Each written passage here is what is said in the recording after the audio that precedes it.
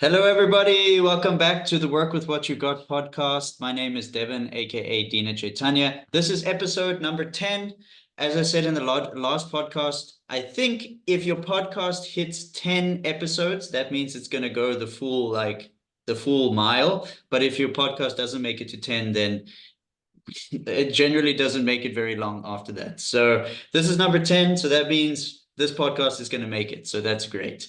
So on today's episode, I have a very dear friend of mine, Adrian Nelson, who is many things, but he's a super good friend to me. He is a Reiki practitioner. He is a regression hypnosis practitioner. He is a tarot card teacher and reader.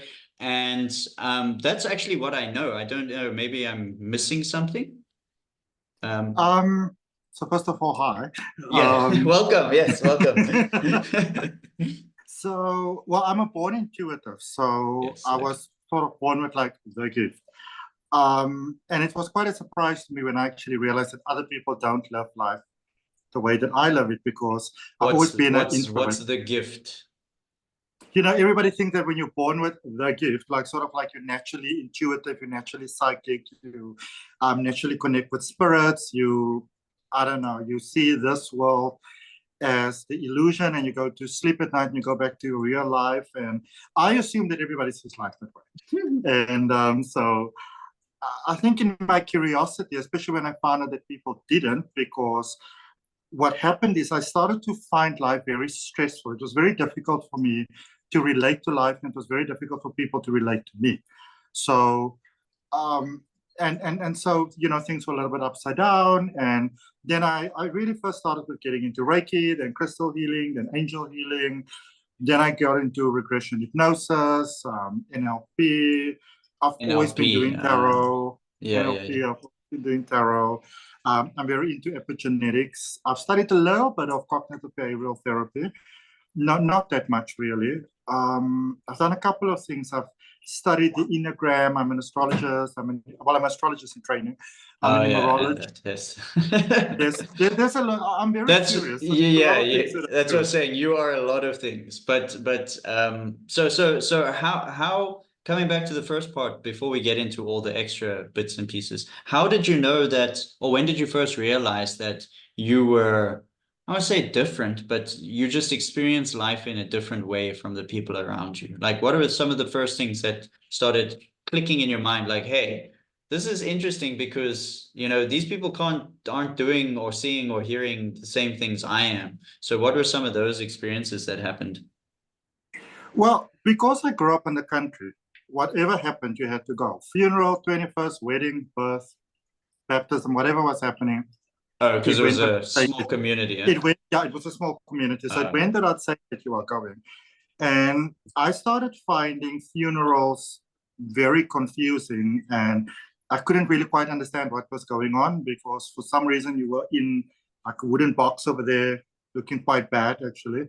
And then simultaneously you would probably be chatting to me, next to me. And so I didn't really know what was going on, And I mean, there were other incidences where I remember this one time where I told my parents that I got a bag of oranges from this man who I actually didn't know who died. And he died like a year ago. And I had a full-blown conversation with this man. And, obviously my parents' eyes went really huge. And what do you mean? What are you talking about? So yeah, it was very, very interesting.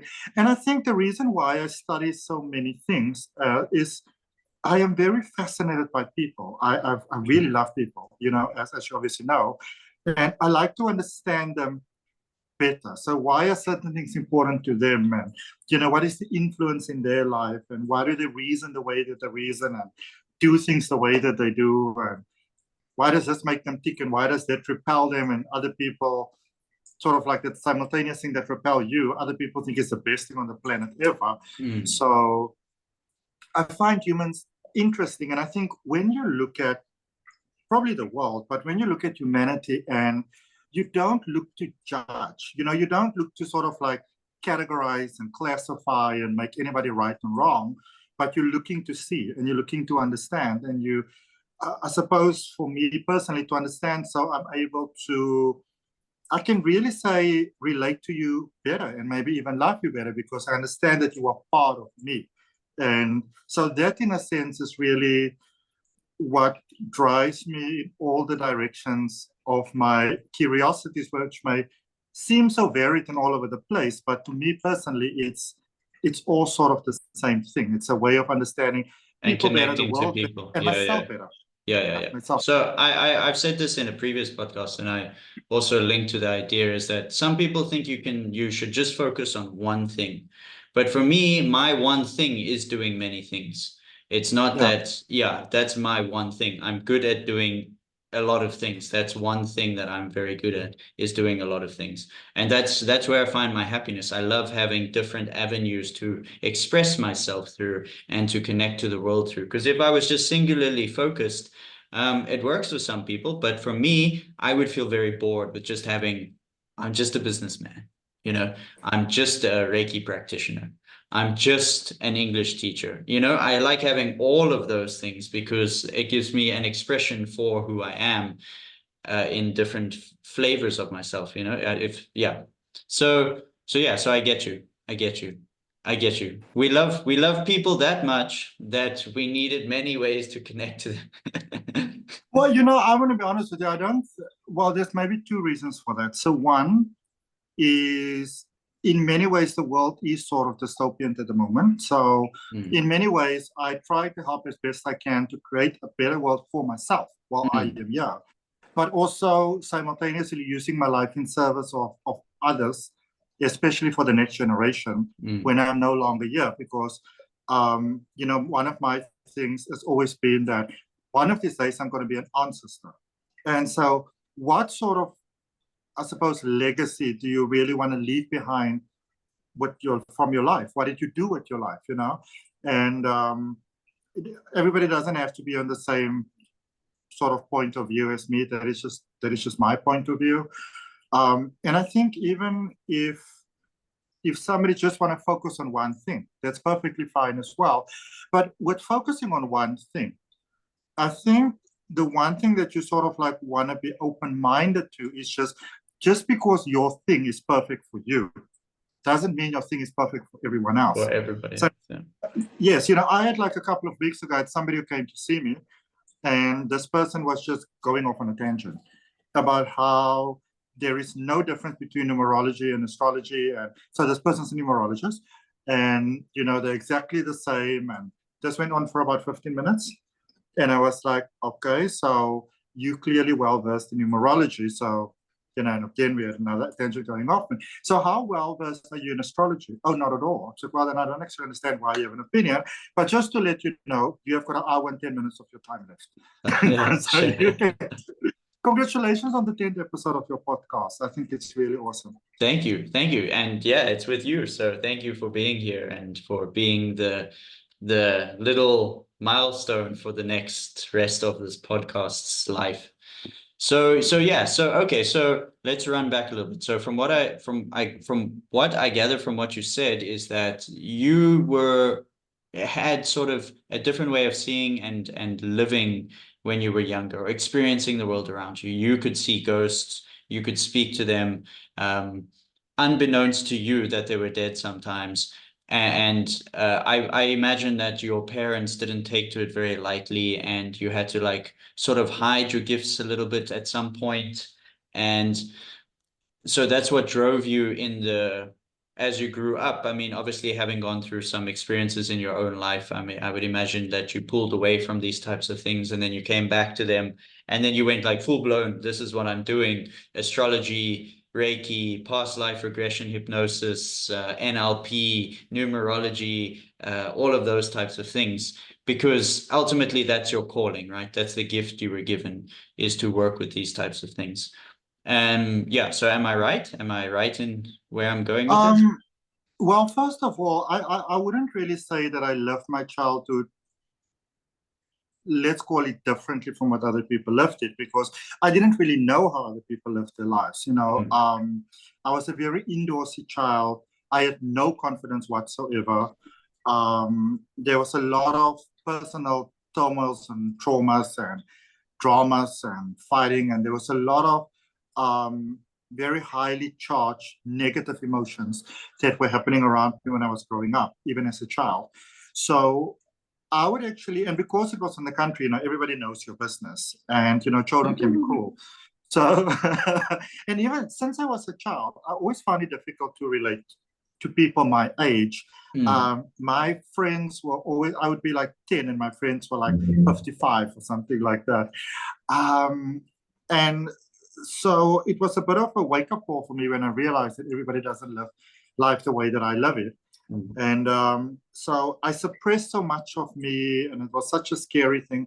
But I've always been interested in hypnosis. I've always been interested in hypnosis and tarot. For some reason, I didn't know how, but one way or the other, I always understood that somehow it will form part of my life. And I'm not recommending anybody to be defiant in life or anything like that. But when I was in school, I wasn't really very bothered with school. I wasn't concerned by school because I didn't know what I was going to do with my life, but I knew whatever it was, I wasn't learning it here. So I just wanted to get it, out of the way, because in South Africa, we've got 12 years of school. So and I've always, I'm incredibly intelligent in the sense that I think I'm very good at picking up patterns and things like that. And I'm very good at understanding things. I could always really understand body language, which made NLP very interesting for me to study, because I would always know things and I wouldn't know how. So when I studied NLP and they say this, it's like, oh, that's how I know that, that's how I know that, that's how I know that. So I think with doing all these different things, I just got a broader understanding of who and what human beings actually are, and the many different layers we have. And also, as much as we are different, we are really more the same as opposed to being different. We are very much the same in many, many ways. And for me, when somebody comes to see me, it is not about what your problem is. I couldn't really be concerned about what your problem is. I would rather want to understand why you are having the problem. And I think that is what really so strongly drew me to regression hypnosis, because do you want me to really go completely down into the whole past life thing already? Yeah. So I was literally about to ask.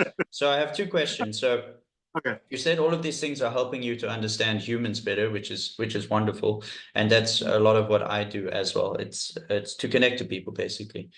But and did it help you to understand seeing ghosts? Did it help you to understand that there was something beyond what we can see, feel, sense, touch, and experience? Because, I mean, it must have, some of these techniques must have opened your eyes to a deeper understanding of why you could see someone who was no longer actually here anymore.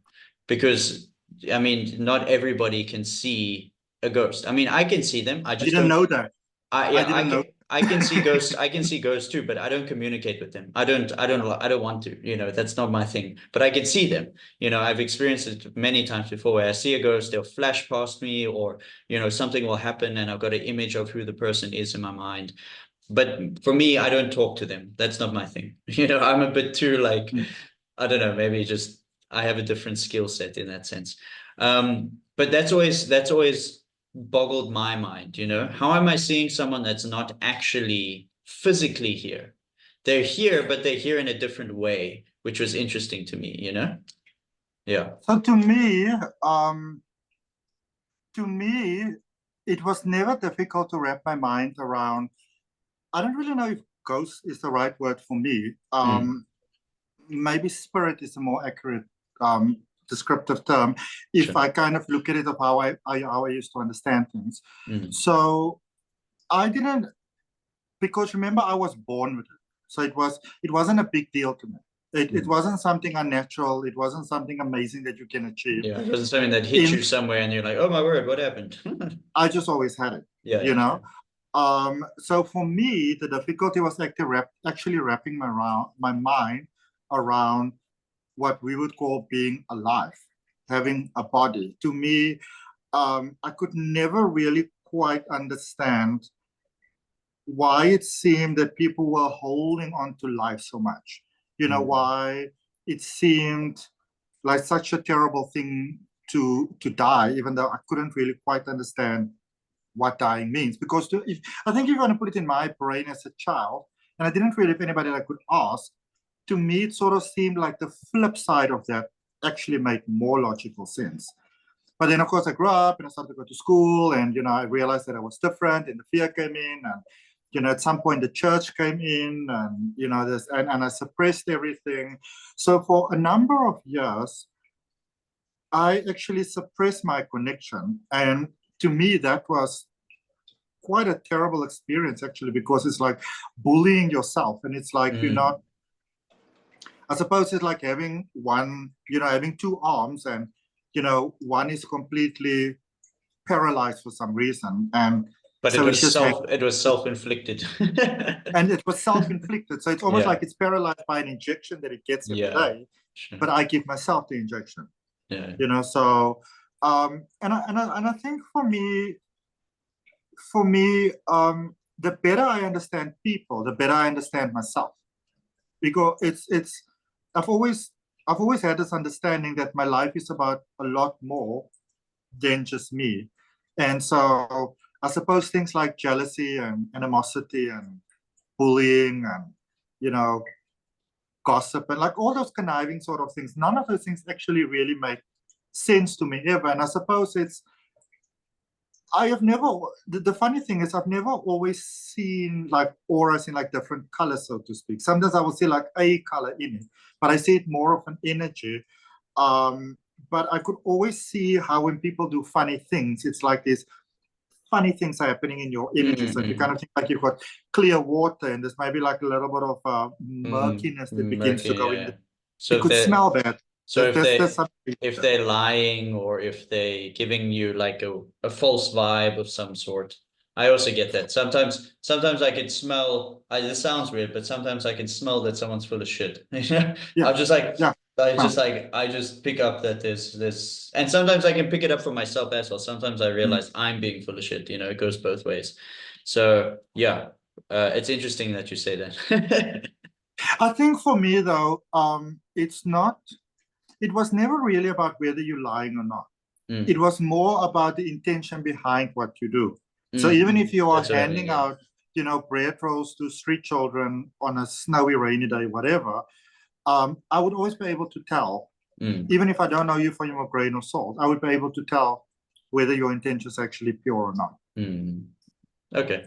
And so coming back to the I guess the question was that, so how did all of these experiences that you had open your mind into the deeper understanding of life, like in terms of like once we die? So how did your progressions, or where did you start with this idea of death, and then where are you now with the idea of death? And you can incorporate past lives into that if you can. I think what I've noticed is that people are very fearful. And people have a lot of difficulty coping with life. They're afraid of dying. They're afraid of getting sick. They really miss the complete essence of life. So, and this is just in my personal opinion, but, even for example, I've always wondered at the idea of people saying you have to go to church, come what may.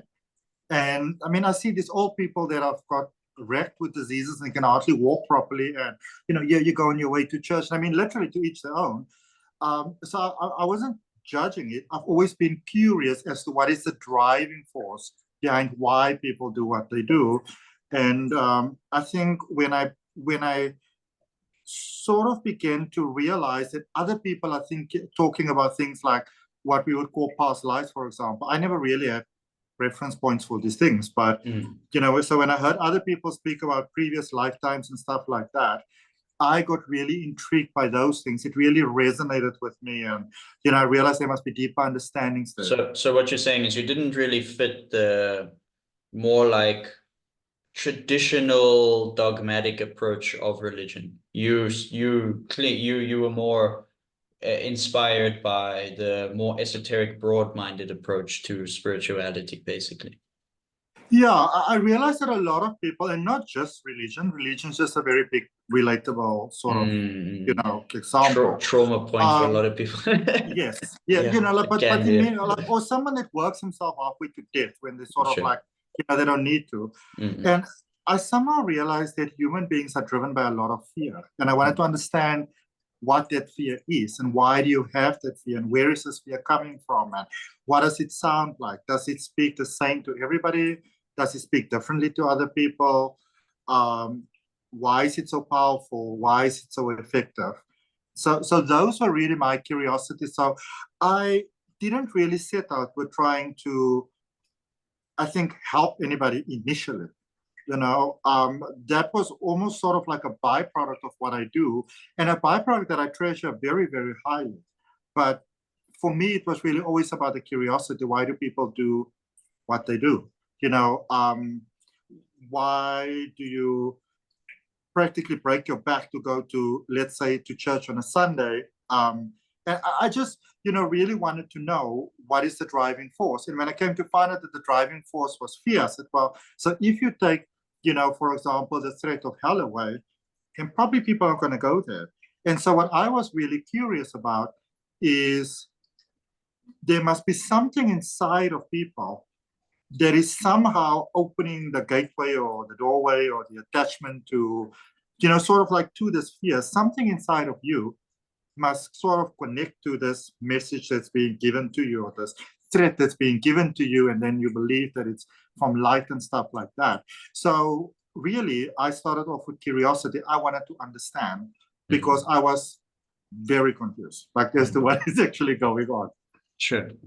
So in my opinion, I think that people are scared of two things. They're scared of death and they're scared of their, like, anything to do with the body. So like ill health, punishment of some sort, getting old. Those are losing their beauty, losing their luster, all of those things. Those are the main driving forces behind people in a really basic sense.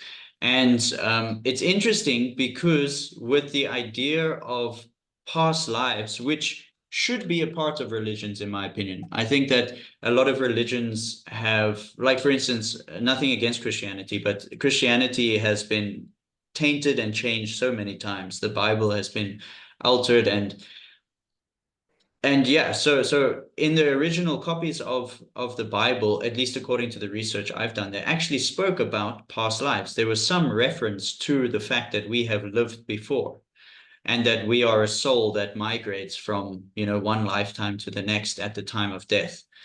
And if we understand that, it can alleviate a lot of the fear we have around the body. Because we understand, and this is not to take importance away from each and every life we have, but it's just to help alleviate that fear we have about losing this life, because we're so attached to everything that comes with the body, because we don't understand what happens at the time of death. So we think that when I die, that's the end of everything, right? I'm losing this body. Because I'm losing my body, I'm losing my family. Because I'm losing all of that, I'm losing my wealth. I'm losing my house. I'm losing my pets that you can maybe hear the dogs next door. And that's all fear-driven. It's all fear-driven because we lack the understanding of what death is actually about. Here's the thing. Yeah. You can't really lose it. You can't lose your life. You can't lose your body. You can't lose your money. You can't lose your car. You can't lose any of it because none of it is real. It's all just one massive illusion. It's temporary. Yeah. Not real. Yeah. It's not that it's not real. It's just temporary, because it is and real. It's real for us. You can touch it, you can slap it, you can smack it, you can feel it. I can hold my cell phone. So it's real, but it's temporary, because at some point this and everything here is going to change into something else. So yeah, anyway, sorry, Karen. I think maybe I should just add with that, because this is something got me, and I know this is something that many people as well. Just because it's not real doesn't mean you should treat it as if it doesn't exist, because it's real for you. And you are in the simulation by your own choice, and you're inside of the game, so you can just as well play the game. Otherwise, the game's not going to work for you.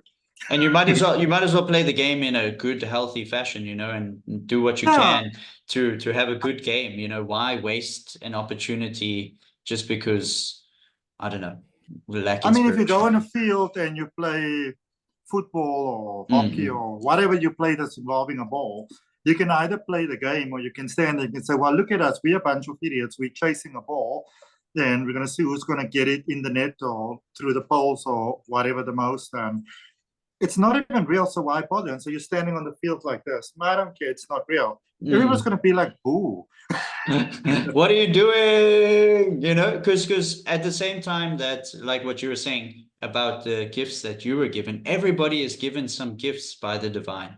You know, we all have it, and it's just up to us to discover what they are and then use that to have an effect or an impact on the world around us, you know, because we all can do that. And it's just about the level of effort we're willing to put in, because it takes effort to stand on the sideline and to do nothing, as much effort as it takes to actually do something in life. The reward from actually doing something in life is far greater, though, than just standing on the sideline and doing nothing. Yeah. And if you really think about it, if you just humor this, you don't even have to believe in it, but just humor this. Imagine that you are a soul that is living forever. Forever is a very, very, very long time. You know, somebody's on this planet that make it like 100 years, and we have the biggest celebration, and it seems like such a long time, and you can write volumes and volumes on that person's life. So if you really think of forever, trillions and trillions of years, even longer than that, and you've always just been what you think is immediately there, as amazing as that sounds, after a while, if you really think about it, it becomes pretty dull.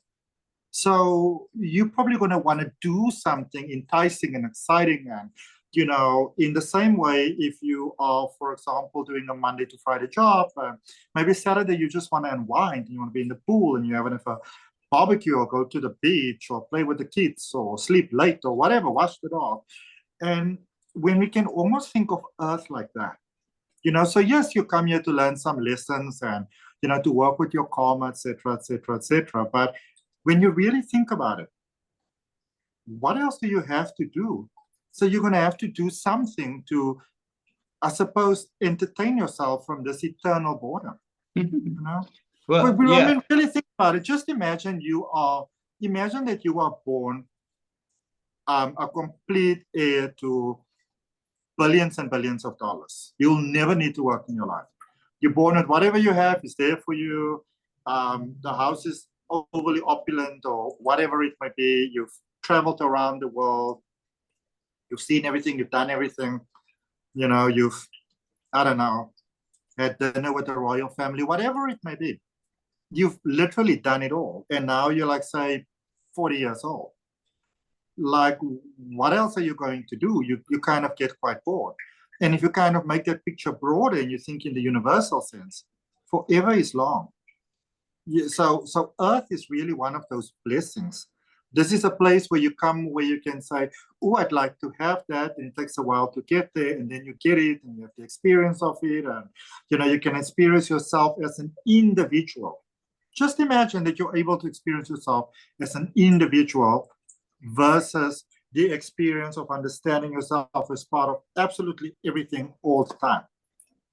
What do you think will be the most fun thing to do? To kind of forget that for a little while and to just sort of cordon yourself off. It's like when you go to this crazy, crazy party and the party is rocking. It's the best party ever. But after a while, you know, the human immune system and the human nervous system and stuff like that's going to be like, I need a little break. And you're going to go take a walk in the garden or, you know, go sleep it off or something like that. Pretty much the same thing with the soul, you know?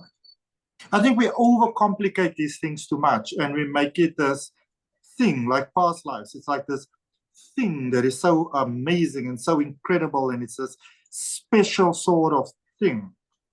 But it's very normal because when you think about it, whether you're looking like 1 billion years back or you're looking 5 minutes back, all of those are technically your past life.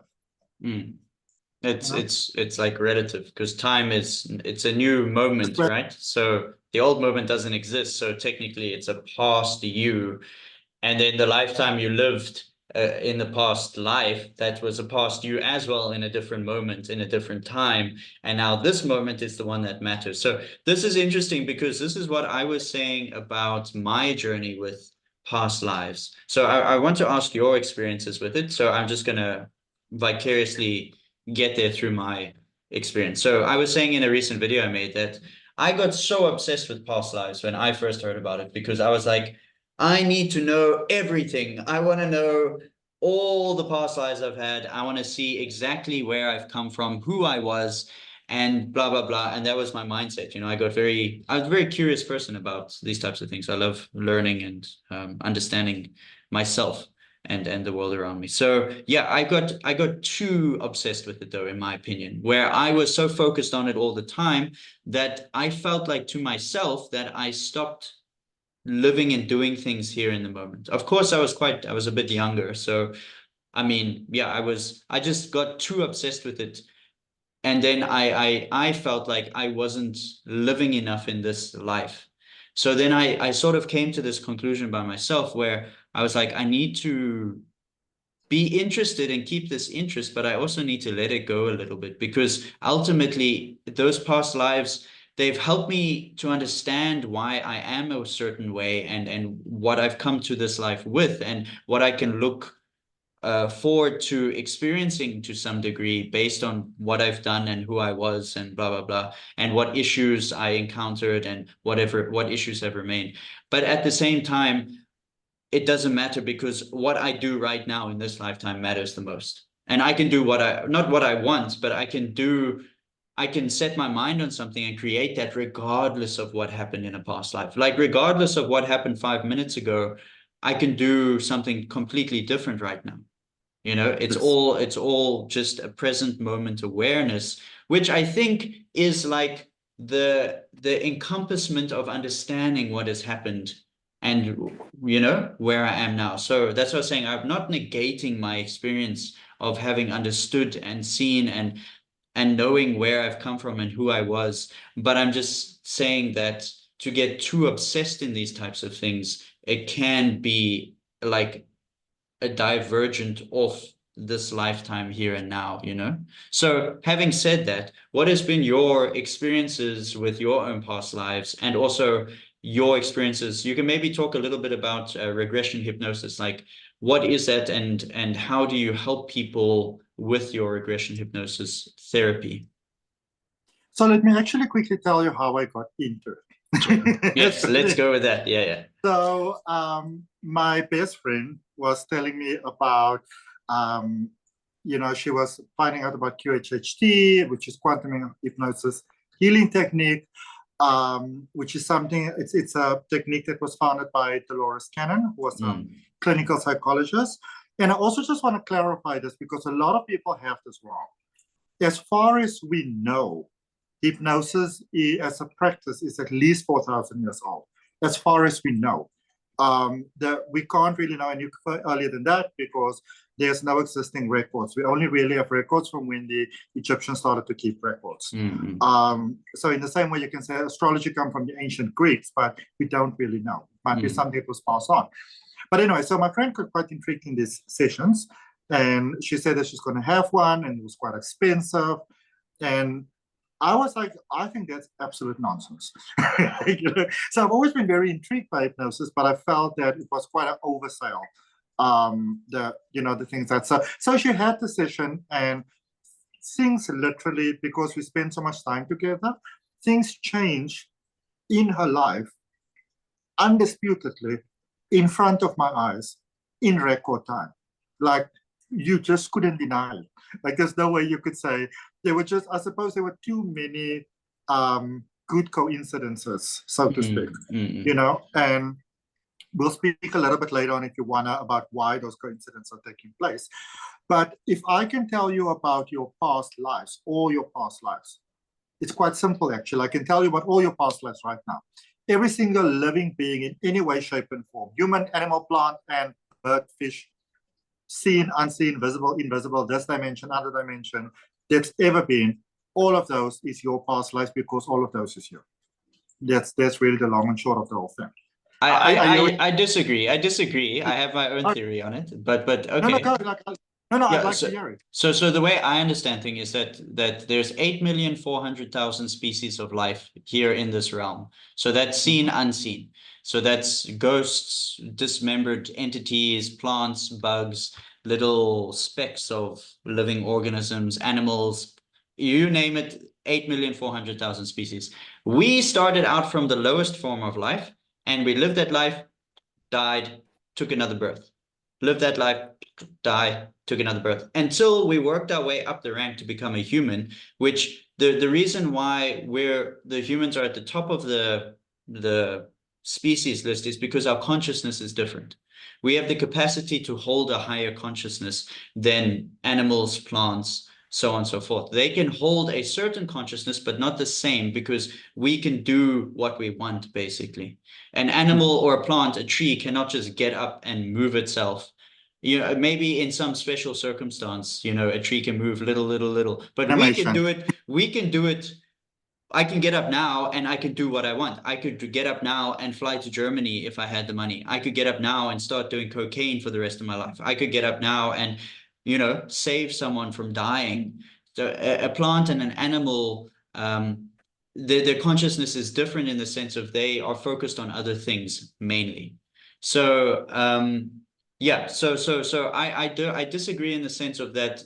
I'm saying that it's all me. I think that we have lived those lifetimes, and then our soul transgressed or transmigrated to another life form, and then we lived that lifetime, and then so all of those entities that I was, those were me in those lifetimes, but ultimately those aren't me, because those are just lifetimes I've lived in those bodies. What's actually me is the soul that's jumped, because the soul is carrying the consciousness of this body, and it's carrying the subtle body, which is carrying the memories and the character and the karma that you've accumulated through our lifetimes. And then, yeah, so that's the soul is me, and all the other things, they are me to an extent, but also not me, because, you know, I'm the soul, not the body, if that makes sense. Yeah. That makes perfect. Yeah. Right. Yes. Oh, so okay, so first of all, truth in itself is quite a relative thing, you know, and I think the more things I sort of study and the more experience I have, maybe something I should have said, is that something that has been so synonymous with my life always has been things like, you know, what do people call these things? Astral projection and out-of-body experiences. And again, I was quite surprised when I realized that other people don't have these experiences. I'm like, what do you all mean? So you go to sleep and then what? Like, no, we go to sleep and then we get up. And then you get up, yeah. Oh. Yeah. And I'm serious. I'm not being sarcastic or funny or derogatory or anything. I was really flabbergasted. I was completely bowled over. I couldn't believe what these people were telling me. I literally thought the people were pulling my leg, you know? So in my understanding, and again, I can only tell you what I understand. So things that I got myself, things that quite a lot of people sort of said in sessions as well, is that we sort of all exist of this same one thing, so to speak. You know, we sort of one thing, so to speak, or one energy, or one essence, or one breath, or one possibility, really, that is expressing itself in multiple different sort of ways.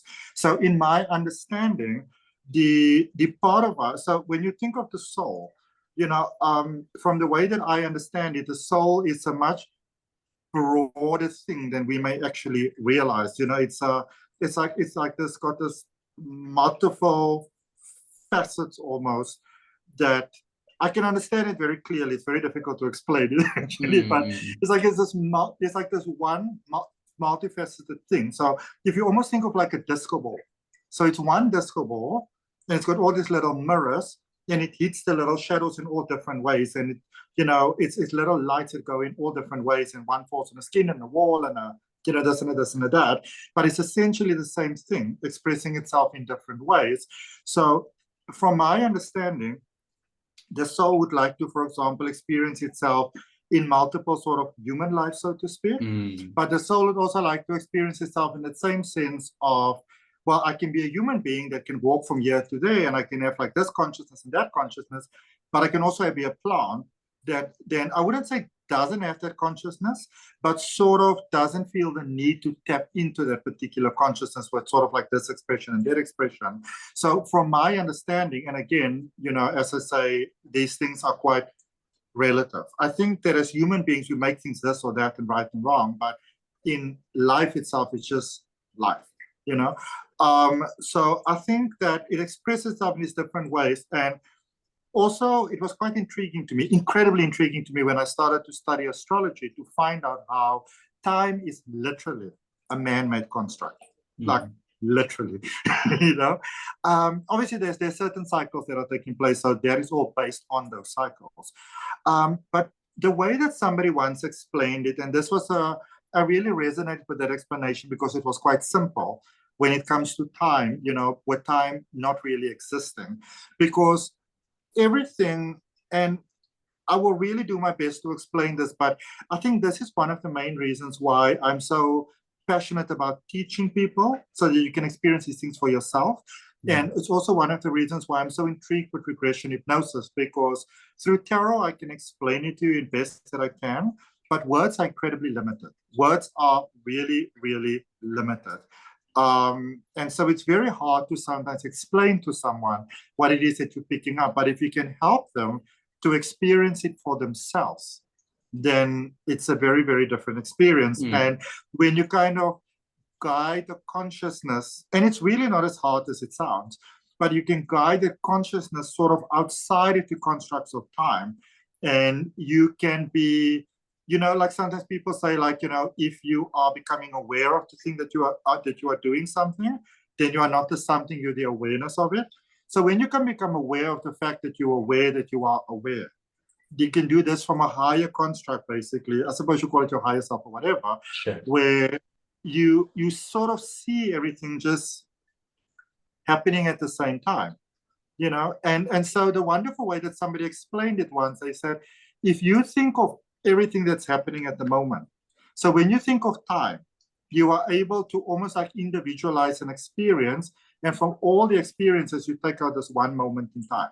So you can, like this, obviously tarot cards, but you know, you look at them and this is the one moment in time, but when you put it back in again, it's all part of the same deck. It's you know, it's like the moment it's there, it's just part of everything. And I think maybe tarot cards are a good comparison, because you don't have to know tarot, but there's 78 cards in a tarot deck. And the thing about tarot, which makes it interesting, is that in all the 78 cards, they all have a standalone meaning of their own. They've got all sorts of, you know, number influences and symbolic influences and astrological influences or whatever. And that kind of makes them the individual card that they are, with the individual meaning and background and those sort of things. However, there is quite a lot of each card in all the other cards as well. And I think that's pretty much the same thing with life as well. You know, there's the undisputed part of everything in us, and there's this undisputed part of us in everything else. I just going back to time, is that the way I see time is, I also used to, I mean, I was on a similar thought pattern of like, time is just a man-made thing. But I think the more I studied the philosophy when I was a monk, and the more I study it now, I see that time isn't man-made. It's always there, because everything is guided by time. That's how we have the beginning of a life and the end of a life. There's a time frame, you know, it's 80 years. So that's not something anybody of us invented. We didn't invent each other. So we didn't invent the fact that a baby grows to an old person. So time is there regardless of our input into it. I just think that time is something that we have constructed into a societal method to get people to do things. You know, you have to be here at a certain time, you have to do this at a certain time. So I think we use time to do our own bidding and our own will, but time is there regardless of whether we want it to be or not. That's how seasons change. That's how we go from babies to old age. And that's how even when you shift into like a different space or a different consciousness, like you're saying, being aware of yourself, being aware, whatever, there's still time there. It's just on a different frequency. So it's like stretched time. Here we have condensed time. We have very straightforward, almost like a lower vibrational version of time. It's very 3D, doop, doop, doop, you know? But when you go into a higher frequency, or like a higher realm of existence, like when you encounter aliens or angels, or you astral project, time is still there, but just in a softer form. And the higher you go, the softer it gets. So it's just longer. That's at least how it's explained in the philosophy that I read, or that I've read being a monk, is that even the angels and what we would deem to be demigods, they still experience time, but our 1 year is like their 6 months. So they have 6 months, and for us it's 1 year. So their time is just stretched even further and further. So they live a lot longer. But for us, it's like, or it's the other way around. Anyway, so the point is Doesn't really that matter. we live a very short version of their long version, if that makes sense. And coming back to past lives, is that time is the guiding force that is taking everybody from the beginning of their life, or not just everybody, but every living entity, from the beginning of its life to the end of its life. And then this body that was given that time is now done, and then we get another body that gets to experience another set of time, basically.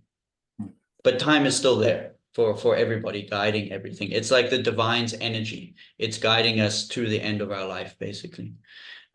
Also remember that the name of the game of being on this planet is an individualized experience. So you can only really have an individualized experience in a space that actually caters for that, So when you kind of want to get out of that everything here and now type of space, then you have to kind of find a way to get out of that everything here and now kind of space. And it's going to be very sort of freaky to people if, suddenly, I don't know, we 4 people in a room and there's no Devon, and all of a sudden there's a Devon. Like it's, there's a game that happens. That's often what I tell people is like, so if I am this body, right? If you are that body and you will always be that body, and I am this body and I'll always be this body, why does something change at the moment we call death?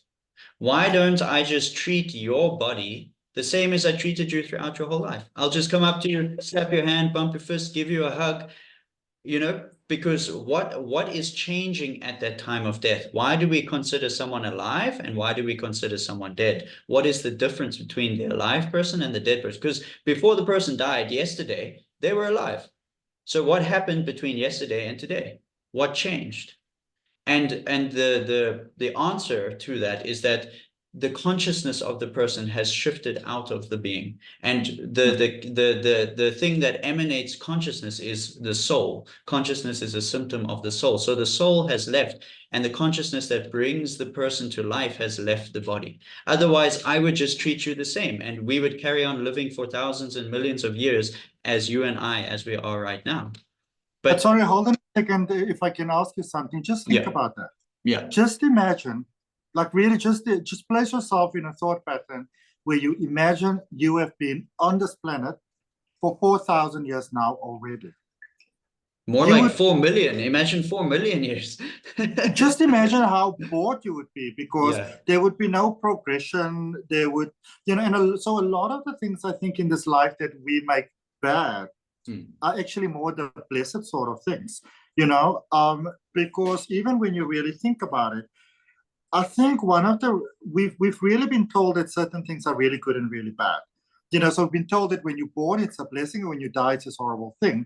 But what really happens is that, through many different ways, men have lost their connection to the truth of who they are.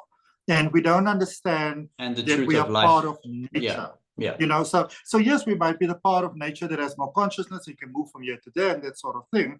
But you are not separate from this whole evolution. You're not separate from life, And I think I always find it very interesting that so many people will say that us human beings are the most evolved beings in the universe.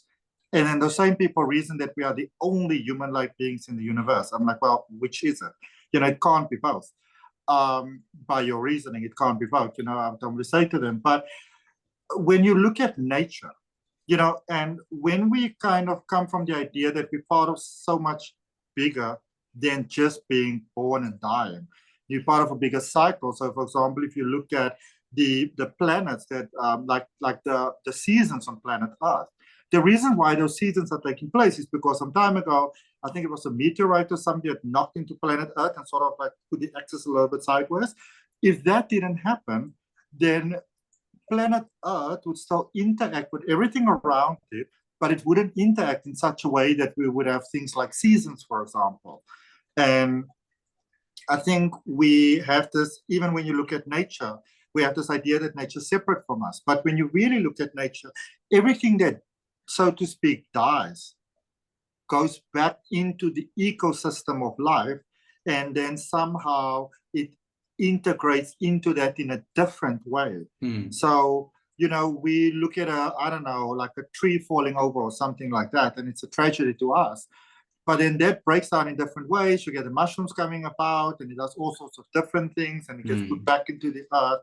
And I think that we as human beings, through generations, we've really bought into this idea that somehow we're completely separate from nature. We're separate from life, that this planet was created for us, but we're not of it. Yeah. We're creating, I like to think of it as like we've separated ourselves, and now we're creating a divide between us and nature. When really the correct way to live, even in a spiritual sense, it's not to negate because you have two energies in this world, right? You have the spiritual energy and the material energy. So the soul in every living entity is the spiritual energy that brings the material energy to life. So just like a car without a driver, it's not going to go anywhere. So a body without a soul, it's going to be a dead body, right? So the material energy, nature, all of these things, it's a covering for the soul that lives in everything. So when you say nature is alive and it's breathing, what we're really referring to is that it has consciousness, it has soul to it. We take the soul out of it, just like you take the soul out of a body, nature becomes dead matter. There's a nice example that if you take a mud, and you make a clay pot. The clay pot, no matter what shape or size you make, all of them, is basically just mud at the end of the day. So the thing we call us, our body, the things around us, is just the mud shaped in different forms, and it has different biochemical structures to allow it to act and function in different ways. So what's giving all of that life is the soul that's breathed into everything. And the point I wanted to bring it back to was, what were you saying before I started? I've said a lot. Yeah, just before though, there was a point I was saying that to bring it to. I know I was talking about nature, and I was talking about our separation. Oh, from yeah, nature. yeah. So if you're looking at nature and us, there's no separation between us because we're all the same energy. At least the bodies we inhabit are all the same energy. And somehow we've disconnected ourselves through our own false egos, thinking, we're different from nature, and this is what's creating a lot of the chaos in the world, is our unharmonious detachment from the very thing that we're supposed to govern. So we as humans, we're not the most advanced in the universe. We're just the most advanced here on Earth in terms of our consciousness. In terms of, we don't act like it, but we once were. Yeah, in this time, we're definitely not, but we have the capacity to be that, because we're supposed to, even in all religious texts, we're supposed to govern and look after things, because that's the role we were given. In today's age, that's completely out the window. No one's looking out for anything other than themselves, basically, But so that's the divine harmony between us and nature, is understanding that we're not different from anything else. Just because I'm a human and that's an animal doesn't make me any better or me any, worse than the animal. Just my consciousness is just a bit different from that animal because I'm supposed to do something different. And animals' basic functions in life are eating, mating, sleeping, and defending. That's basically what animals do, because that's an instinctual drive. We can do that as well, but we have the capacity for a higher functioning where we can start to question things and start to develop our consciousness to become more spiritually aware so that we can govern everything else and basically help the harmony of nature. So nature was designed to do specific things. It's designed to function, it's designed to grow, it's designed to age, and it's designed to die, just like us as humans. We are the same as nature in that sense. That's the designation of the body. It's born, it grows, it functions for some time, and then it dies, basically, on a very, very basic sense, you know? And then, yeah, so because we are spiritual entities, we and the human can have the capacity to understand that and question that, then we can help everything else to have a spiritual inclination whereby we can engage it in the service of the divine. We can use it in service and we can give it a spiritual connotation, whereas something else that has a lower conscious cannot do that. But so coming back to the point of past lives is that at least the way that the Vedic teachings go is that we were in each of those life. We were a plant, we were an animal, we were this, we were that. And eventually we got to the point where we could sort of upgraded ourselves to a human life so we could make further spiritual evolution.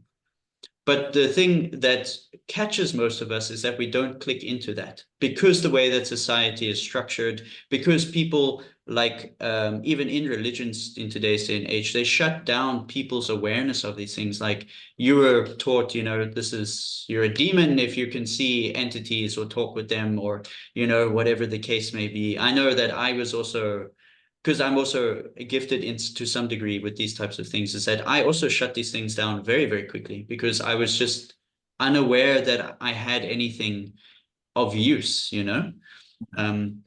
Because no one came to me and said, hey, son, you can see ghosts or energies. Let's work with that, you know? No one said that to me. Not once. I had to discover that for myself, as I'm sure you had to discover that for yourself. And then we linked to more people who were doing these things. But the point is that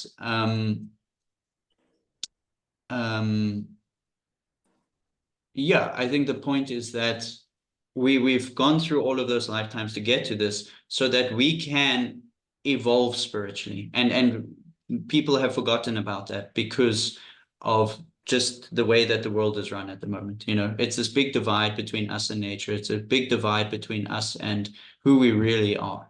Everybody's just geared up towards money, money, money. You know, status. I'm just going to survive. I'm going to protect what I have against you because you're different from me. And, you know, this is our land and not all of our lands, you know. And I think through the understanding of past lives and all that stuff, we can actually come to be more compassionate for each other, understanding that, you know, we're all actually a soul in the body and not actually the body. I think it will cure two things it will cure our fear of death and it will also cure our fear of each other at the end of the day. Because I must be quite honest, I've never, in all honesty, I've always been very confused by the idea that people are afraid of dying. Because I mean, first of all, you're going to die in any case. You know, and I remember when I was young, I would ask my mother, like, I don't understand why people are afraid of dying. Like, I just literally never got it because I always understood that you're never really gone. So it was very strange to me. So the thing to remember with past lives is that, first of all, past lives do not really exist. Everything is just here and now. So, but when you think of it like, think of it like this, it's like with the cards. You can zero in on a certain experience. You know, it's just like the time or sort of like analogy that people like to use of sort of like the video game or whatever the more modern version of it is, or like Netflix, basically. Everything's already on Netflix. It just depends on what you are watching. And at the moment, that is what's playing for you, but none of the other things stop playing. They're always still there. And so I think with the evolution of our consciousness, it is all part of the game, really, that you have you have this game of like evolution. Okay, I'm starting over there. I'm going from a monkey or from a chimpanzee or whatever we supposedly came from. Then you go to this and this and this and this and that. And I must actually honestly tell you, the idea that's starting to go around these days more and more and more, which is an idea that I always had. I just always been very afraid to actually verbalize it because I thought people will say I've really lost the plot. Tell me, I'm interested. I'm sure we all are, the people that are listening that have made it this far. I have always had this, as a coach, you can call it a hypothesis, that I don't really think that human beings are from planet Earth to start with. Because when you really think about it, when you really think about it, human beings are the only creatures on this whole planet, the supposedly highest evolved and the supposedly best adapted beings from this planet, which when you also think of it is slightly in a different league to all the other things, with the consciousness and stuff. We are the absolute worst at adapting to this planet. I mean, you can't leave a baby alone for probably even up until like 2 years. That baby's probably going to die. You have to look after them. You have to be there with them well into years. I mean, people are in their 60s and they are still like, I don't feel like I belong here. Nothing feels right. So I think there's something inside of us which says that you might not fully be from here. I mean, even you take something like COVID, which probably was a generated disease, the animals were fine. Nature rebalanced itself only a couple of months since we've been out of it. I mean, as little as 3 months. So whilst I'm not saying that human beings are the virus, what I would say, though, is that as a supposedly intelligent race and as a supposedly highly evolved race, we're not. We're not really displaying a lot of and it's interesting. So we were, and we have the capacity to be, but our consciousness has been degraded so much through the evolution of time at the moment that we've hit this point where we're hitting, at least again, according to ancient scriptures, where we're hitting this low level consciousness where we are becoming degraded, and therefore everything else is becoming degraded, because we were supposed to uphold spiritual principles. We were supposed to be the ones guiding everything else and looking after, and we were given dominion over everything in that sense, not in a negative sense, in a very positive sense, because we have the capacity to hold such a high consciousness.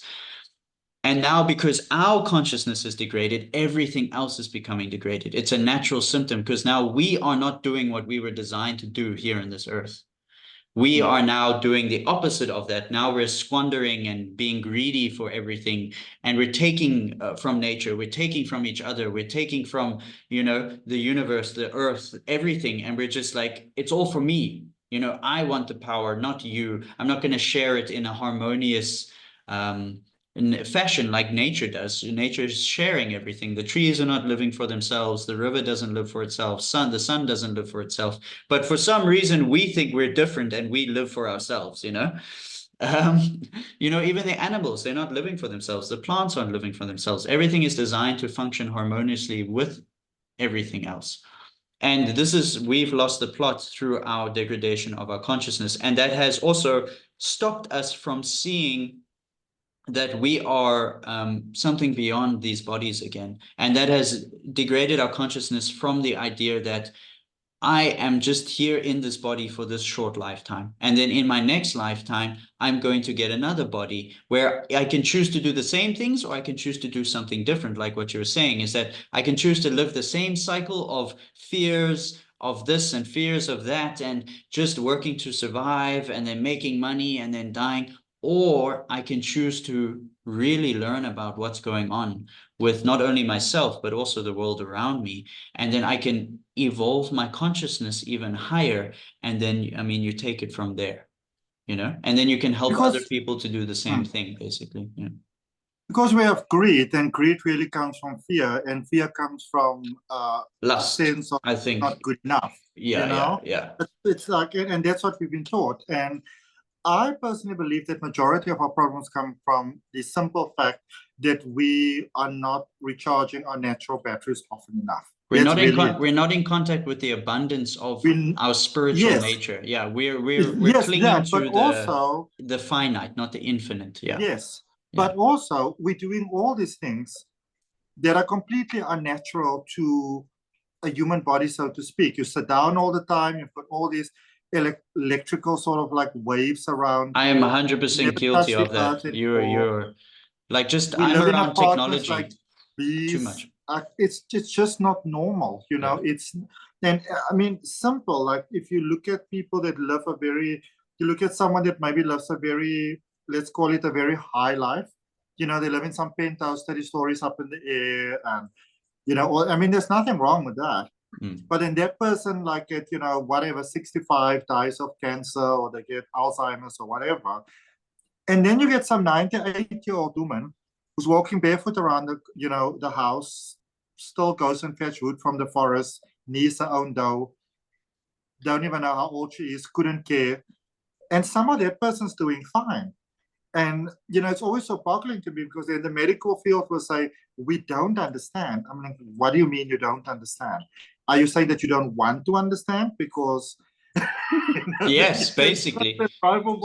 Scientists, in my opinion, and from what I've studied, don't want to admit that there's another side to life. They look at the molecules and the chemicals, and this, by the way, I forgot to mention, I'm writing a book, and this is in the book that I'm writing, that scientists think that this fully conscious alive being has stemmed from inert matter. So it thinks, the scientists say that inert matter evolved and created more advanced matter, and then eventually created a living being. But then the question is, again, when we die, why not just take all the inert matter, shove it back into the body, and then it comes alive again? Because we are not the inert matter. We are something different. There's two energies at play here. There's a material one and a spiritual energy. And yeah, that's basically the sum and substance of a lot of spiritual teachings, is to come back to the point of understanding I am not this body. And then this links into past lives, if you have ever had an experience. So there's so many ways that you can tell us more about this, but just from my experience, that I've clicked into the idea of past lives, like through dreams, where so I have this group of friends, and they're like all in one family, so they're brothers and sisters. I had a dream about them where they were all Persians, but they were them. I knew it was them. I knew the brothers and I knew the sister. I could tell them from a mile away that these were my friends, you know, and they were the same people, but they looked different, there were slight similarities, but it was so like, and they were all Persian at that point in time. So I've had experiences like that where I'm just like, to me, it's undeniable proof that I've connected with these people in a different form before. Okay, let me ask you some questions on that. So let's go with the person. So you see these friends of yours. So where are you in the space of all of this? I'm greeting them. We're in like this little town or city, which I have consciously now in this lifetime, I've never seen it in my life before. But yeah. So when you're with these, you know, these friends of yours, I assume you were Persian as well, probably? Yeah, I mean, I couldn't see myself, but I could see like all you Persians. Yeah. We're all Persian So together. that is what, so just very quickly, side note, that is what makes regression hypnosis interesting, because you know, you also want to understand what is the role that you play, because you assume yourself to be another person, but maybe you were pot plant just watching this stuff. So, you know, if you can find a way to maybe see in a mirror or whatever, you can see what you are. But anyways, so when you have that experience of being with your Persian friends in the dream, are you with them now, or are you with them then? I was with them then. Yeah. You was with them then? Yeah, okay. It was a city, but it was sort of like the city was like an olden Persian city. Like if you could just imagine back to ancient Egypt, those types of buildings and so very similar cloth roofs and stuff like that. And so that's what I remember from the dream. When you're in the dream, yeah. Are you in the dream? You actively in the dream? I was actively in the dream. I was greeting them and I was looking at them and I was like, you are my friend, but you look different. So the dream is in the now state, right? Yeah. It was maybe when 2016, I think I had the dream. So here's the question though. Yeah. if you're having, let's stay with it. Let's say you're having a dream. So if you're having a dream of being a Persian, according to our calendar long ago, but you're having a dream, being in the dream now, actively in the dream, could it really be in the past if you are there actively now?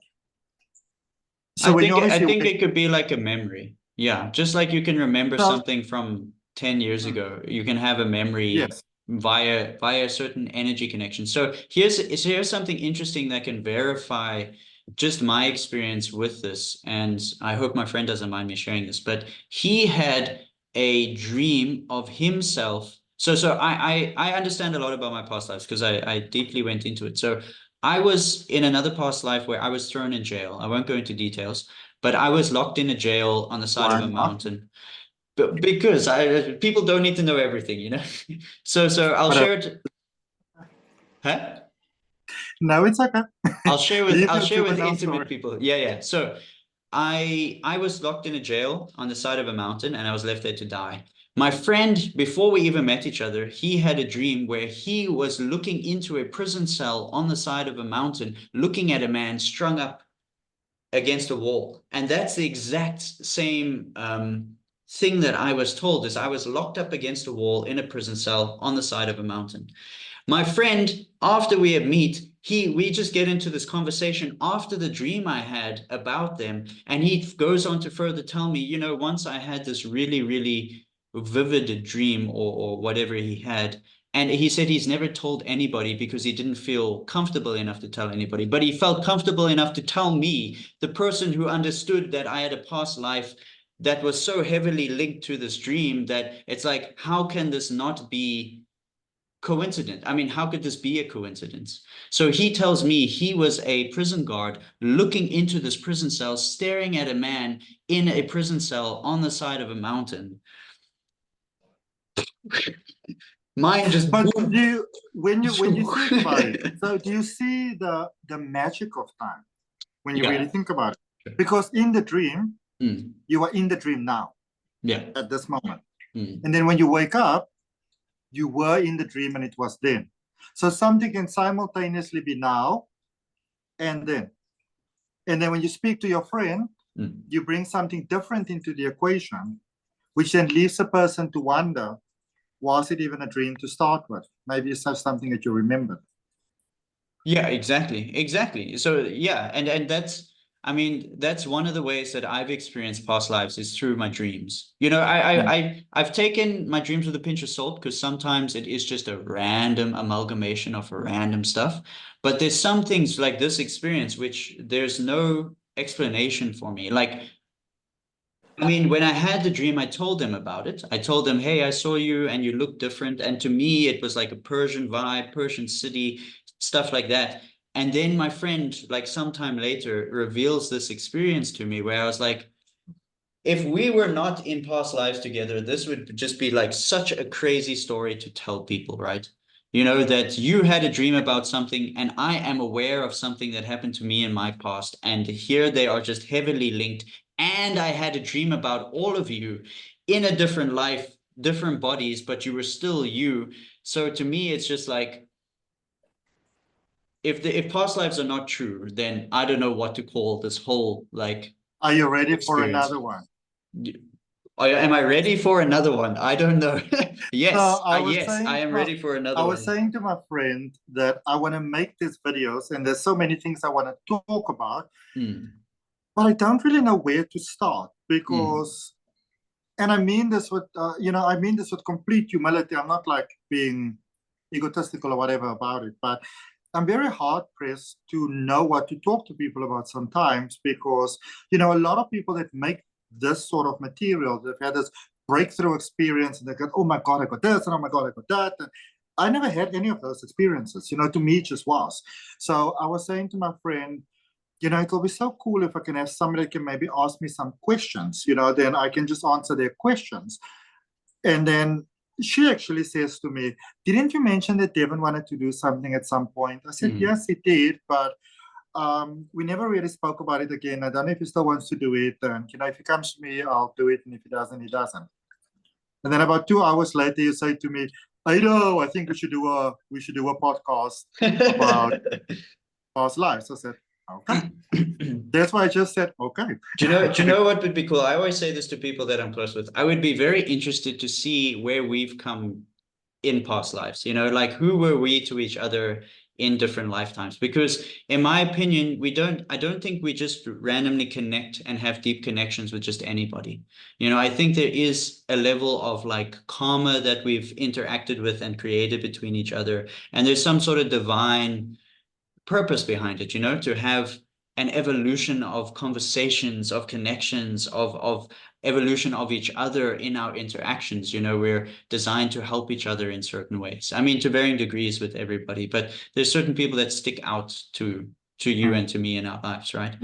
And yeah, so I'm often curious as to what happens, like where were we if past lives were a thing, just for the sake of it being a real thing. I wonder where we were in all these different lives. Like, how did we cross paths? What lifetimes were we in? What happened in those lifetimes, you know? And like, why are we together again in this moment, you know? I think I find it very interesting, and a lot of people have been saying, so everybody doesn't have the same experience in hypnosis, and some people go to past life, some people don't. Some people go to future trajectories. So, Sure. Other people go to linear places and all that sort of stuff.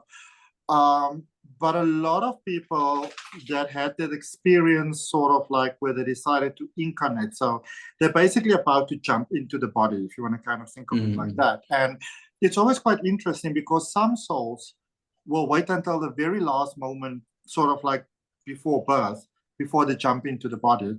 Because remember, the body has life as consciousness already. So the human fetus doesn't need the soul in order to develop inside of the body because it's life, it's intelligence. So some go in right from the very beginning, some go in later. And so I always ask them, like a lot of them, so why did you decide to take this life? And probably about 40%, if I have to estimate, of people that, to my great surprise, said the same thing. There was nothing else to do. And a lot will be like, when they reflect back on their life on this planet, they like, well, I sort of wasted that. You know, there's so many things that I could have done. And so a lot of times they place themselves in these situations that seem almost like compromising and almost like unfair, because you are born with a disease or disability, or, you know, you're born into poverty, or you've got one long leg and one short leg or something like that. And or there's a lot of horrific things that happens in your life. And it may seem so unfair that an innocent baby is born into that. But I think the thing to remember is that an innocent baby, so to speak, it's typically a very mature soul that is just deciding to have a certain experience. And we're made to forget. Like yes, just but through a the lot course of of people, nature, it just like shuts off yes, the memory. Well, yeah, and yes, through like some instances, you may have some remembrance. Like, sorry to cut you off, but yes, just to add no, in that there's been a lot of studies done where kids randomly in some random village far away has such clear memory of their past life where they can tell their parents to the T that I lived in England on this street, this house number, and I know the people that are living there because they were my family. And they will name them by name and say, the granny that's living there, his name is Mary. My wife who lives there, his name is Jennifer, and I have a son. And these people were sort of like flabbergasted because their child was saying, where's my wife? Where's my son? yeah. And it was like, but you're a 3-year-old, 4-year-old kid, and you're talking to me about some English house.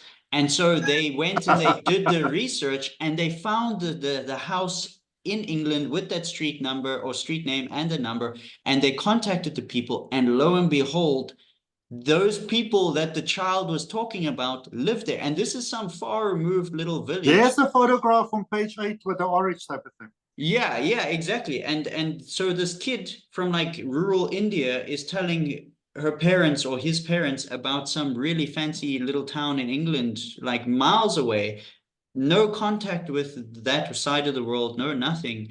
And it's interesting. It's an interesting thing that's happened on multiple occasions, in multiple places all over the world. And yeah, it's crazy that if past lives didn't exist, like I don't know what to call that phenomenon. And I just want to say that if you're listening and you've come this far, if you've had an experience with your kid doing that, or you did these types of things when you were younger, please drop it in the comment section below. Tell us, yeah, tell us what happened. Like, has your kid done something weird like that? Or like, like Adrian used to see dead people. Does your kid see dead people?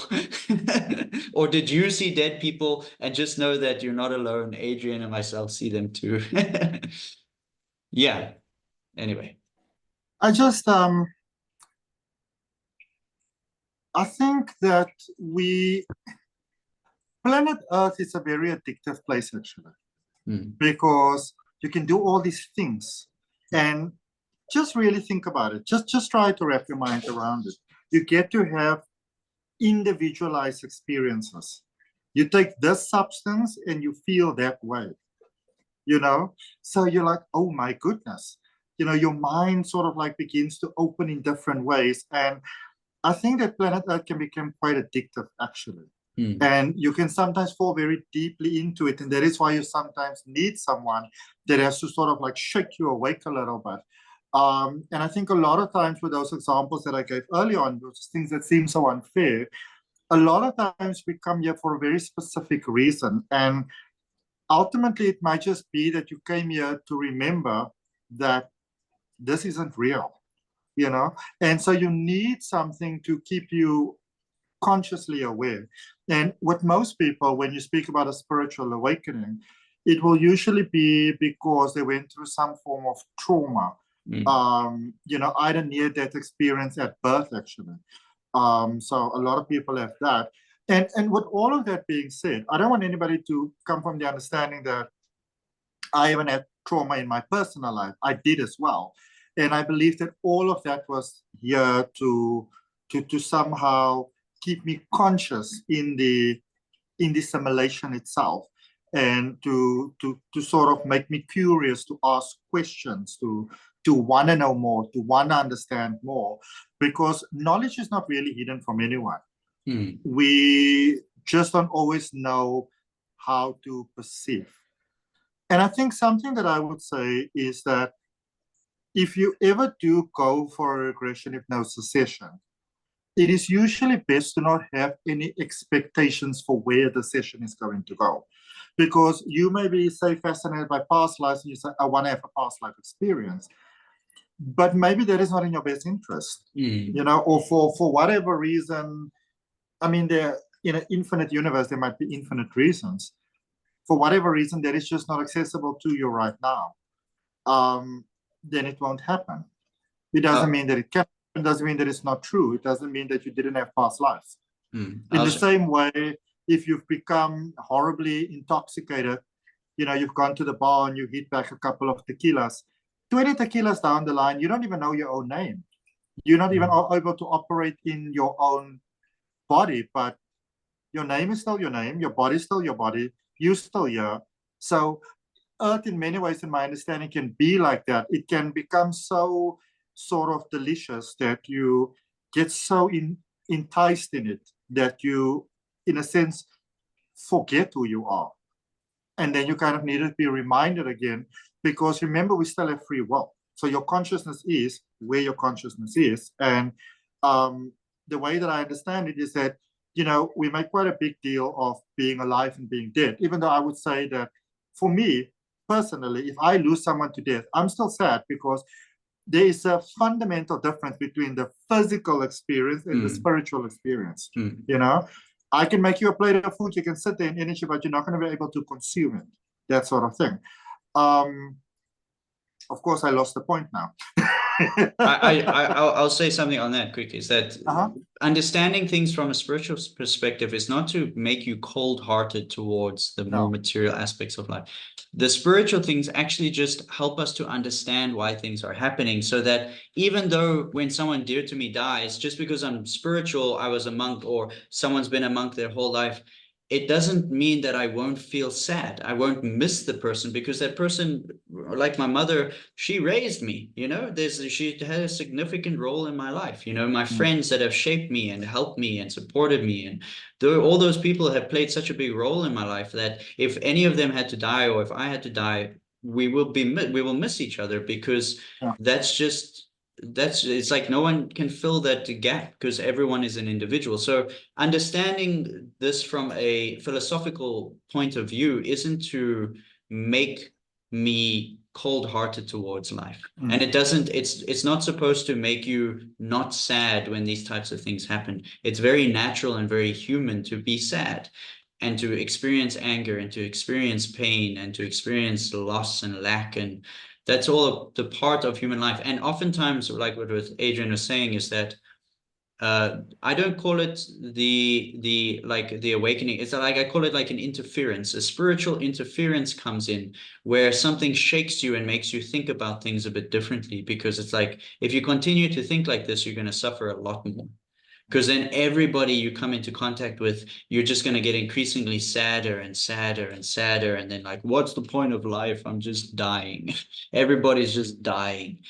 Where you have a spiritual understanding, is like, everybody is dying, but that's the natural progression of life.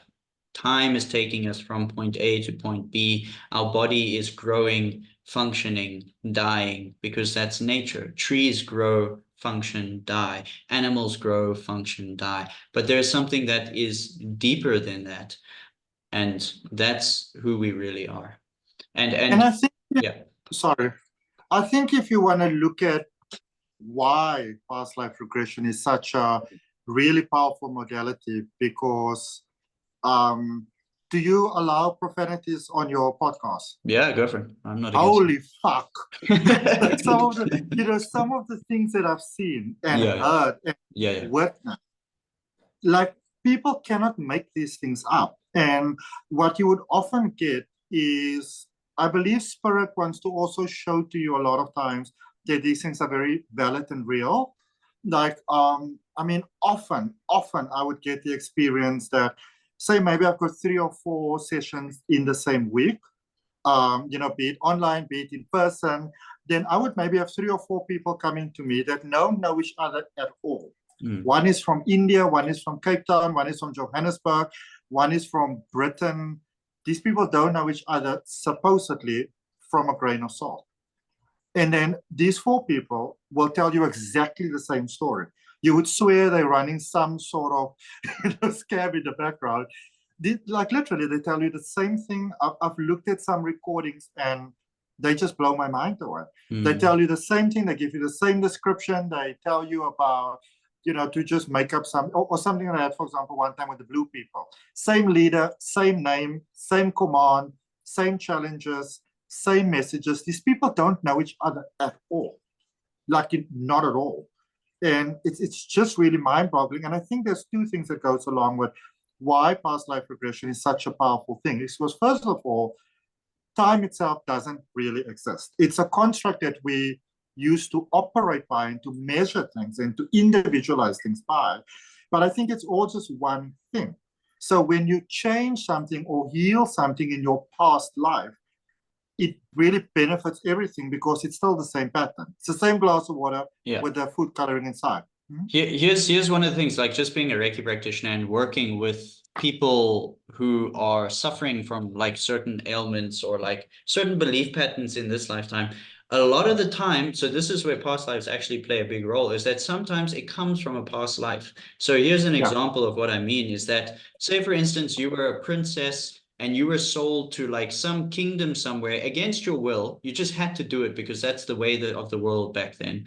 But this person you were sold to was such a bad king or a bad prince or a bad leader, but you had to do your duty. Otherwise, if you went home, they'd kill you. Or if you stepped out against him, he will kill you.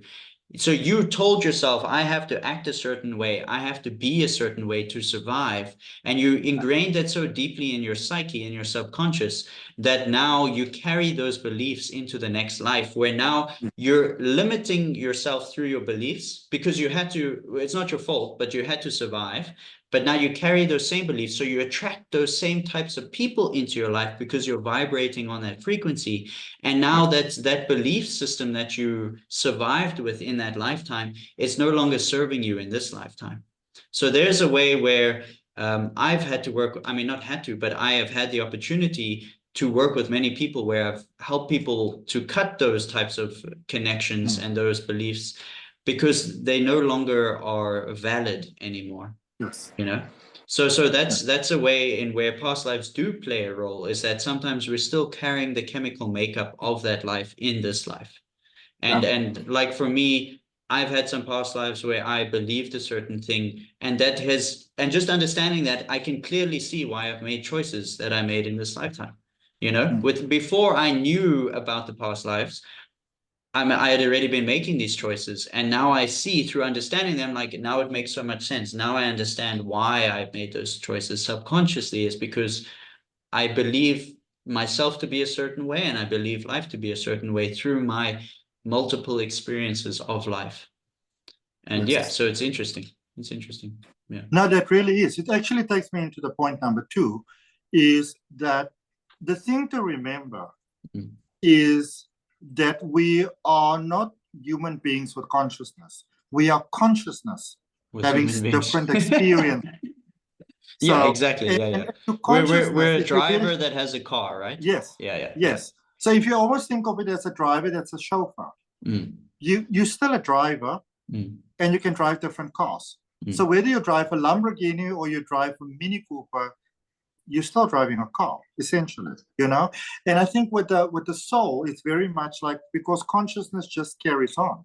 And consciousness want to have experiences. Consciousness wouldn't really want to have the same experience over and over and over, because that sort of defies the point of playing the game. And it's important to remember that we are in the game, and the name of the game is evolution and experience. And so we even, I believe, adopt different beliefs. So let's say if I go into this life and I'm a monk. That should be interesting. Okay, that monk thing was really cool. You know, whether you did it like you did it more like in a modern setting, in a modern sort of way, in a modern city, or you go sit on the mountain, or maybe in different lives you say, well, I did one in Cape Town. Let's just see if I do it on the mountain. Yes, okay, that was really, really cool. Now let's go try something different. Let's go see what it's like being a Muslim. You know, and I think in that way, beliefs also give us the opportunity to have different experiences, with neither one being right or wrong, because it's called a belief for a reason. We don't really know if it's true. We made these things up, essentially, you know. But anyway, so when you look at it living from different lives, remember that you've got your pathology that is always going through. So we live this life, certain things happen to us, and these things are happening to us, and our consciousness is really what it's happening to. So conscious, in a sense, is very much like today, it's a warm day, you're wearing a shirt. Tomorrow, it's a cold day, you wear a jumper. It's the same body. It's a different shirt. It's still the same body, you know? So things happen in certain lifetimes, and you jump into a new lifetime. And sometimes we forget that we're supposed to forget who we are. So we remember, and then we have those experiences of, you know, being in India, being in Britain and stuff like that. Or maybe you want to have the experience of remembering it in this life to say, well, what would that be like? But long story short is that the thing to remember is that as human beings, we are copies of copies of copies of copies of copies. We are, technically speaking, the same thing over and over, duplicating upon itself. So even if you think about that, so your parents get a child, which is you. Obviously, that's why they're your parents. But anyway, your parents get a child, which is you, and you are a copy of them, and then they die. But when you really think about it, since you are an expansion of them, are they actually really dead? You know what I mean? How could they possibly be? I see what you mean. Because it continues. Yeah, it's the clay you want to be more analogy open-minded. again. Yeah, I think when you look into these things, people often look for definitives. And I think when you look for definitives, you try to categorize things. And that by, you know me, I'm not very big on labels. Because the moment you name something, you confine it. And I think that when you are intrigued by these sort of things, instead of trying to find the answer, I think what you really want to do is you want to find the unfolding possibilities. And I think you never really want to get to a point where you say to yourself, so that is the answer. That is definitely how it is. Because again, we live in a universe of multiple possibilities.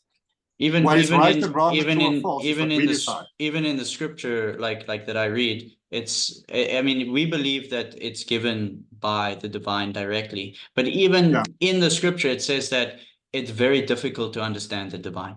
So the divine has given us basics, like to help us in our evolution, but the divine goes beyond that even, you know. But here's the question: how can anything, when you really think about it, if everything is just the divine expressing itself, how can anything really not be from the divine? Yeah. So the analogy with the clay pots again is that the clay that the pots are made out of, which is us, we're the pots, and the world is the pot, and the universe is the pot. That is all temporary, and it's all shaped into this beautiful pot, but then it's destroyed and it all becomes clay again. So the clay is the energy of the divine, but everything that makes the clay is still the clay. It's still the energy of the divine, but the shapes and forms are all temporary. So this whole universe, so in the Vedic text again, it said that this universe is just one bubble. And if you could think of all the pores in your body and all the pores letting go one bubble, that's how many universes there are. So every universe is a little bubble, and every bubble is like a different clay pot with little aspects of different clay pots and different designs on it and in it. And so it's all different, but once the time comes where it all needs to get destroyed, it gets destroyed, and then it gets remodeled into something else. So the energy that makes everything, the material energy, that is a part of the divine. And then the spiritual energy that gives everything life, the soul, which has its consciousness, that's the energy of the divine. But everything that's made from the material energy, that's all temporary. That's not you can't say, I wouldn't say it's illusion, but it's not eternal. It's just made now for a certain period of time, and then it's destroyed at some point, and then it's made again, and then destroyed, and then made again and destroyed. And then we're just bouncing around. Yeah. I think in many ways life, not in a negative sense, but I think in many ways life is almost like, you know how we have innocent fun sometimes. You take a couple of young babies, you give them lemon for the first time, and then you film it. It's funny. Not like anything bad is happening to the baby.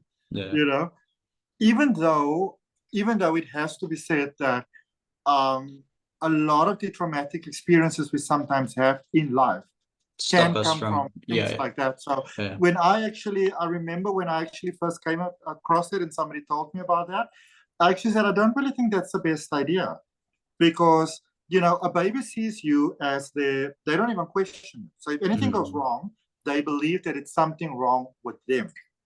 So they trust you, and you give them something that's, you know, that's obviously not pleasant, and that really impairs on their relationship with trust.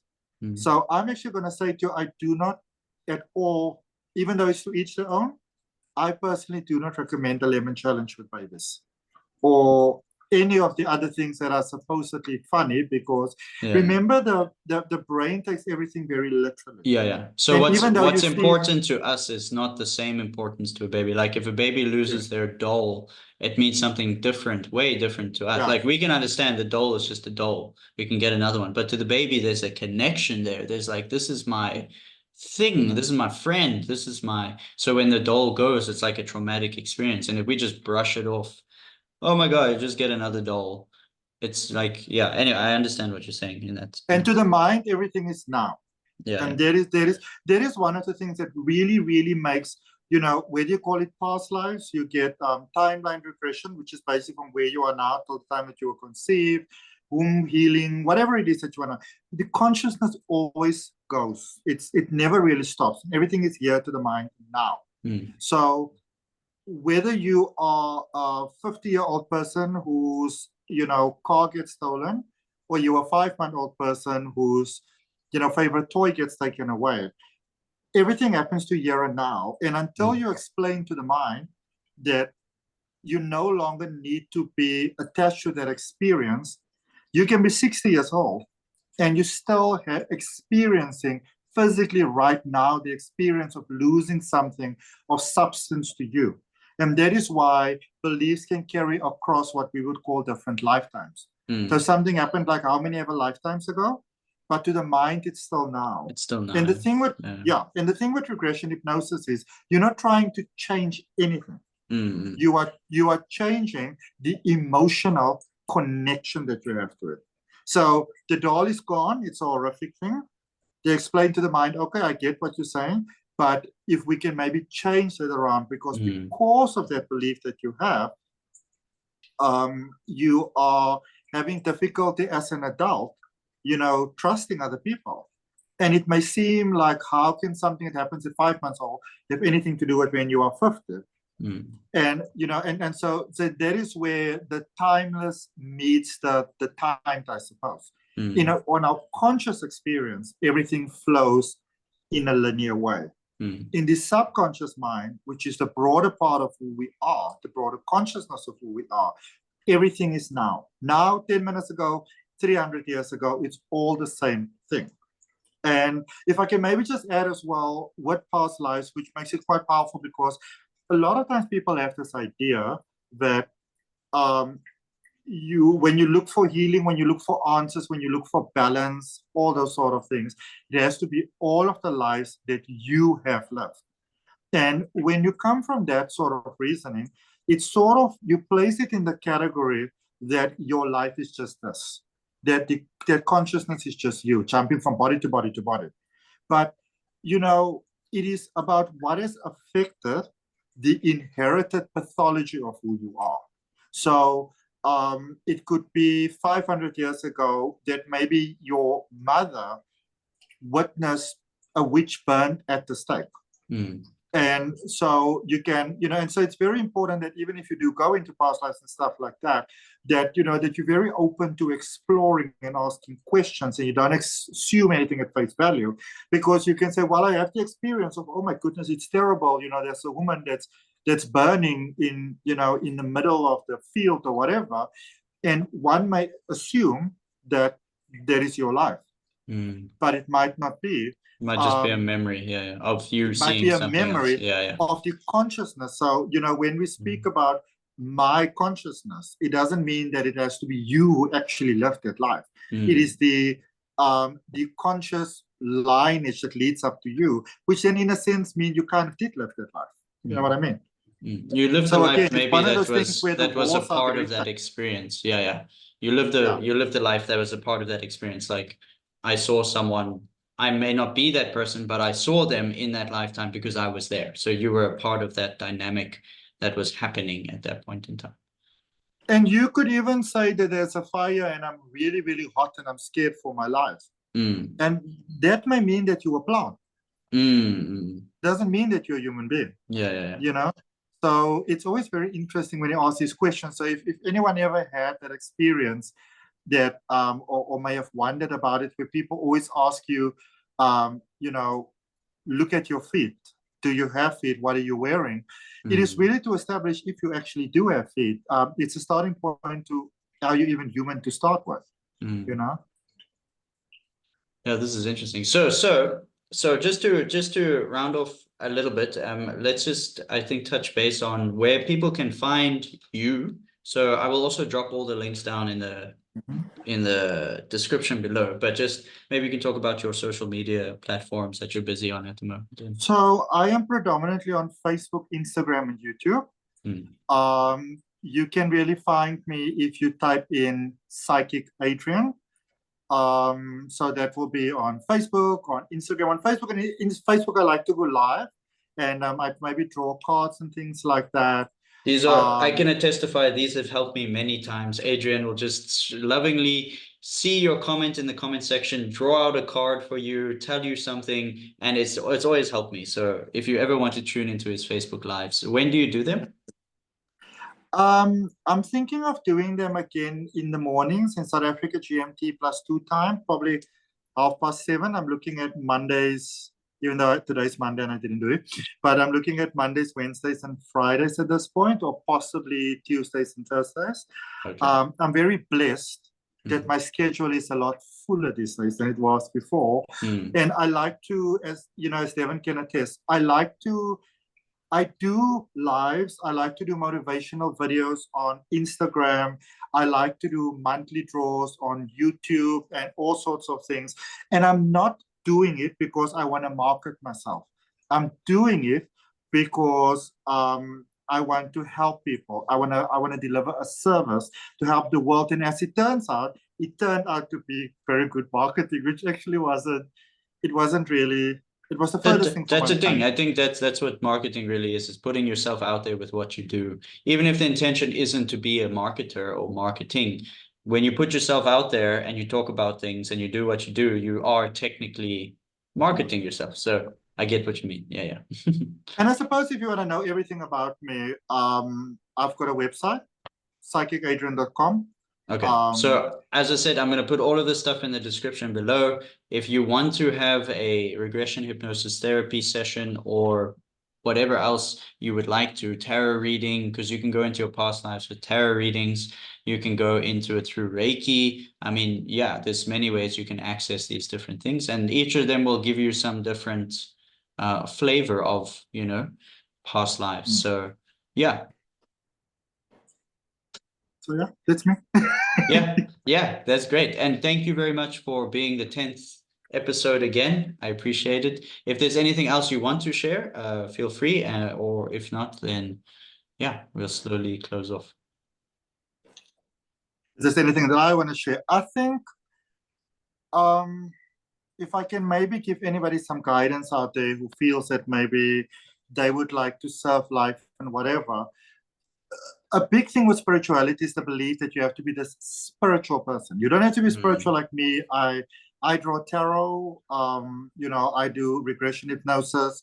I do Reiki massages. But you don't have to do those things, because, you know, as I like to say, that if I need somebody to change my tires, I would prefer somebody who comes from a more spiritual approach as to somebody who says, you know, look at this motherfucker who's able to afford a car and I can't even afford a car, and I'm just going to mess his car up. So it's about serving, and it doesn't, you know, I think that spirituality in itself has become placed in such a box these days. And sometimes we take a lot of the dogmatic ways in which we practice through religion, for example, or traditional practices. We call ourselves spiritual and we kind of do the same thing again. So I would rather, you know, focus on self-development, what is right for me, you know, understanding that you is maybe broader than just you. And I think something that I've always said is that if you don't even have to be bothered by being any religious sort of person, any religion, because technically speaking, they basically say the same thing, be a nice person. So whether you're not interested in religion, traditions, dogmatic practice, spiritual practice, anything of that, if you can, with real good intentions, real authenticity, real morality, do your best to be a good citizen of planet Earth, you place yourself in that vibration where you're already vibing high, and life will go well for you. Even if you don't light a single incense, you don't touch a crystal, you never. It's all about really just, I think, essentially being human and embracing life, but doing so really from a point of morality and with actual genuine good intentions. Then you can't go wrong. You really can't, because you maintain good vibration. We have a saying that says, always remember the divine and never forget the divine. So basically, that's what life should be about, is remembering the divine and bringing the divine into as many things as we can do as possible, you know? So whether you're a dentist, an artist, a baker, just do it all with a spiritual consciousness as best as you can. So if you want to meditate, go meditate. Or just like a mood of servitude is the best way to describe it. And yeah, as Adrian was saying, it's just be of service to the world around you. Doesn't matter what you do, doesn't matter where you are. I mean, some of the best spiritual people that I've seen are people that have no home and just sit out on the street, and they just are so happy because their life is so simple, you know? So sometimes I think we tend to make our life very complicated with all the things we give ourselves. And, you know, life can be, actual spiritual life is actually very simple. It's just a connection with ourselves to the divine. And then we find a way to express that to the world through service. That's what spirituality is about in whatever setting, whatever. Yeah. I think in closing, I've got the saying that the most spiritual thing that you can do on this planet is to be human, because you came here to be human. You know, and whether you were some goddess in Atlantis or, you know, some big deal in Lumeria or whatever, on whatever planet, the bottom line is you are here now. And the simple truth is, yes, we know, obviously, there's something inside of us must know that there's more. But don't sacrifice where you are now in the hope of what you may get in the next life. Because what if there's nothing? Seriously, what if there's nothing? Then you didn't live this life either. You know, so whether there is something or there's not something, you're bound to find out. But you are here now. Live this, be this. Find out, where do I come from? Do the best, be the best that you can here now. Yeah. You know, who am I? Why am I here? Why the hell am I here? Where do I come from? What is my purpose? And where am I going? Yeah. And where am I going? Yeah. Okay. Awesome. Thank you, Adrian. Yes, again, just ending off, I am writing a book. I am planning to have it released on the 1st of March. It is called True Healing. If you would like to know more about it, or if you would like to order a copy, please do. You can message me via my social media links, Instagram, Facebook.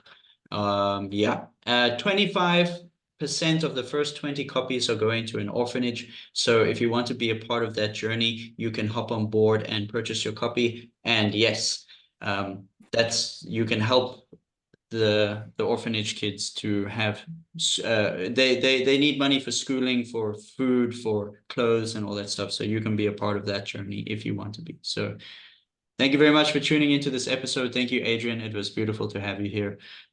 Yeah, it's a great conversation. Thank you. Yes. Okay. Awesome.